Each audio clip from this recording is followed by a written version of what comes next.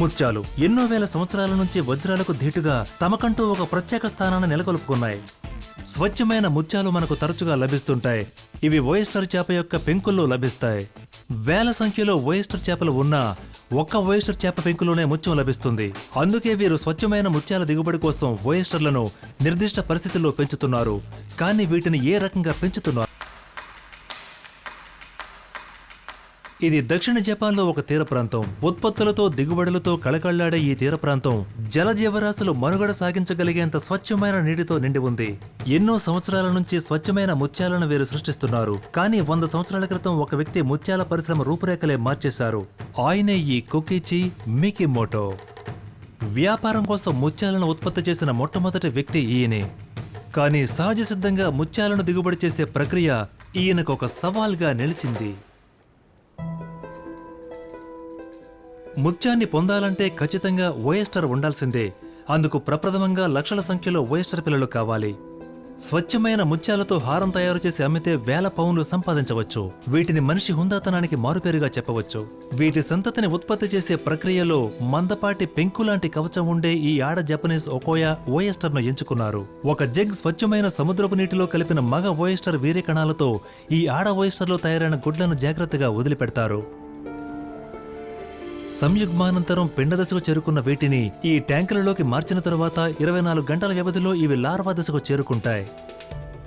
ప్రతి ట్యాంకులోనూ వేల సంఖ్యలో లార్వాలు ఉంటాయి. ఇందులో చిన్న చిన్న రేణువుల్లా కనిపిస్తున్నవన్నీ కొంతకాలానికి పక్వ దశకు చేరుకుంటాయి. పక్వ దశకు చేరాలంటే సరైన ఆహారం అందాలి. వేల సంఖ్యలో ఉన్న ఈ జీవాలకు ఆహారం అందించాలంటే చాలా శ్రమించాలి. వీటి పెరుగుదల ఆరోగ్యవంతంగా ఉండాలంటే సముద్రంలో మాత్రమే నివసించే ఫైటో ప్లాంక్టన్ సూక్ష్మజీవులను ఆహారంగా ఇవ్వాలి. అందుకే ఈ గదిలో బుడగలు వచ్చే ద్రవం కలిగిన గాజు ట్యాంకులలో సైంటిస్టులు స్వంతంగా ప్లాంక్టన్ను పెంచుతున్నారు. ఈ ట్యాంకులలో పెరిగే ఈ ఆహారం లార్వాకు సరిపోతుంది. ఈ లార్వాలు పిల్లలుగా మారిన తరువాత వాటిని సముద్రంలోకి విడిచిపెడతారు. వీటి రక్షణ కోసం ప్రత్యేకమైన వెదురు బోన్లను ఉపయోగిస్తారు. ఓయస్టర్ పిల్లలను ఈ వెదురు బోన్లలో ఉంచి సముద్రంలో వదులుతారు. ఈ ముత్యాల పంటను పండించేందుకు ఫామ్ మేనేజర్ జూనియర్ ఎమమోరా నిరంతరం శ్రమిస్తున్నారు. ఈ ఓయస్టర్లు జాగ్రత్తగా ఉండాలంటే పరిస్థితులు అనుకూలంగా ఉండాలి. ముఖ్యంగా ఆహారం మరియు ఉష్ణోగ్రతలు.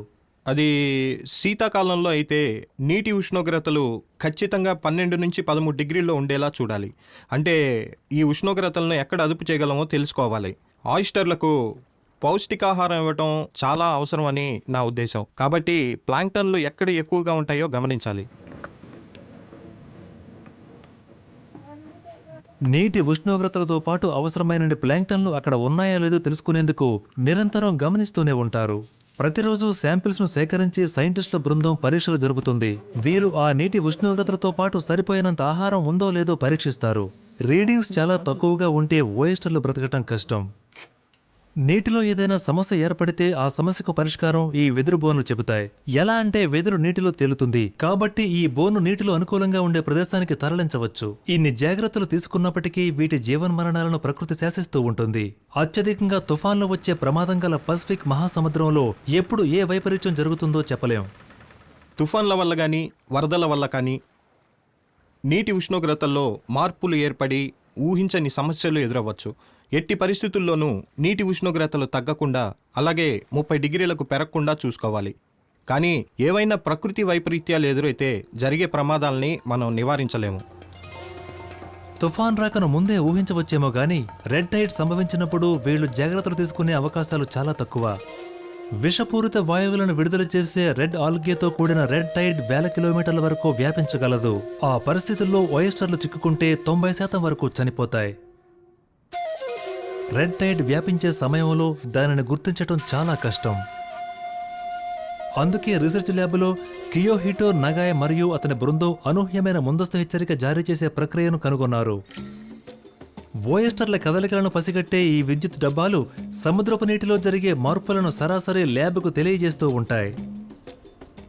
ఎలాంటి పరిస్థితులను పసిగట్టాలో ఈ పెట్టెలకు తెలుసు. కాబట్టి నీటి అడుగున ఏదైనా సమస్య ఏర్పడితే తక్షణం హెచ్చరికలను జారీ చేస్తాయి. ఇంకా అర్థమయ్యేలా చెప్పాలంటే ఈ ఓయస్టర్లు సైంటిస్టులతో మాట్లాడతాయి. ఒకవేళ వీటి కవచాల్లో ఏదైనా అనారోగ్యం ఏర్పడితే ఆయిస్టర్లు సిగ్నల్స్ ద్వారా తమకు ఆరోగ్యం బాగాలేదని తెలియచేస్తాయి. ఒకవేళ ఈ ఓఎస్టర్లో 2 సంవత్సరాలు బ్రతికితే ఇక తదుపరి ఘట్టానికి ఇవి సిద్ధంగా ఉన్నట్టే. ఇప్పుడు ముత్యాన్ని ఉత్పత్తి చేసేందుకు వీటిని సంసిద్ధం చేయాలి. ఈ ప్రక్రియను న్యూక్లియేషన్ అంటారు. ఈ ప్రక్రియ మ్యాంటిల్ అనే రక్షణ కవచం వద్ద ప్రారంభమవుతుంది. ఆరోగ్యవంతమైన ఓఎస్టర్ను ఎంచుకున్న తర్వాత ఈ మ్యాంటిల్ని సునిశ్చితంగా తొలగిస్తారు. ఈ మ్యాంటిల్ నేకర్ అనే పదార్థాన్ని స్రవిస్తుంది. స్రవించబడిన పదార్థం మొప్ప అంతటా వ్యాపించి స్వచ్ఛమైన ముత్యం ఉత్పత్తికి తోడ్పడుతుంది. ప్రస్తుతం ఆ ప్రక్రియ కృత్రిమంగా జరుగుతోంది. సర్జన్ ఒక బ్రతికున్న ఓఎస్టర్ను తీసుకుని ఒక గుండ్రని పూస కలిగిన మ్యాంటిల్ను పునర్నిర్మిస్తాడు. తరువాత ఈ మ్యాంటిల్ ఆ పూస చుట్టూ ముత్యపు ద్రవాన్ని పొరలా కప్పేస్తుంది. ఆ తరువాత నేకర్స్ ఏర్పడి ముత్యంగా మారుతుంది. ఆపరేషన్ పూర్తవగానే ఈ న్యూక్లియేటెడ్ ఓయస్టర్ను తిరిగి సముద్రంలోకి విడిచిపెడతారు. నీరు మరియు ప్లాంక్టన్ల ప్రవాహం సరైన రీతిలో ఉండేలా వీటికి ప్రత్యేకమైన నివాసాలను ఏర్పరుస్తారు. కానీ చేరే నీటిని ప్లాంక్టన్లను గమనిస్తూ ఉండాలి.